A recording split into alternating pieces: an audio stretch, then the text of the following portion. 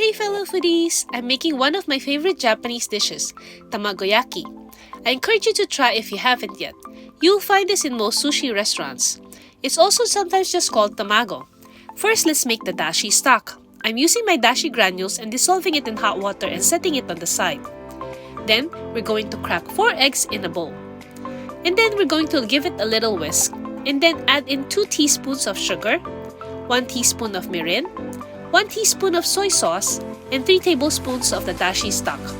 Then we're going to whisk them all together to combine.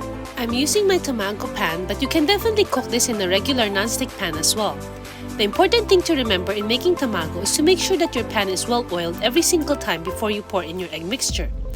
It's much like making French crepes. You also want to make sure that the heat is not too high or not too low.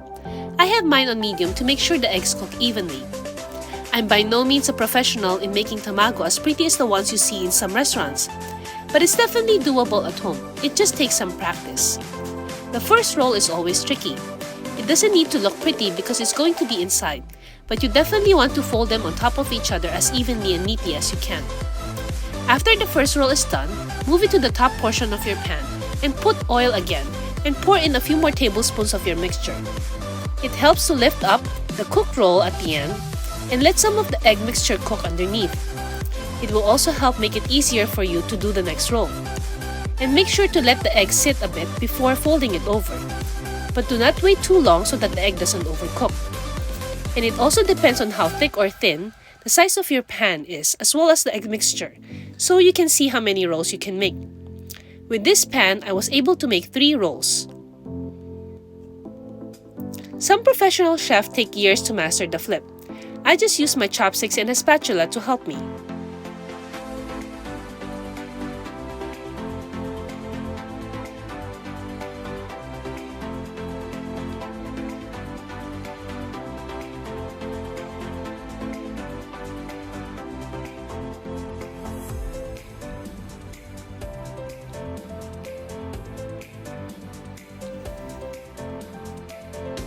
Once that is done, you can let it sit on a cutting board to cool, or if you want to make it look prettier with the ridges, you can put it on a sushi mat and roll it, then let it sit to cool for about 30 minutes before cutting.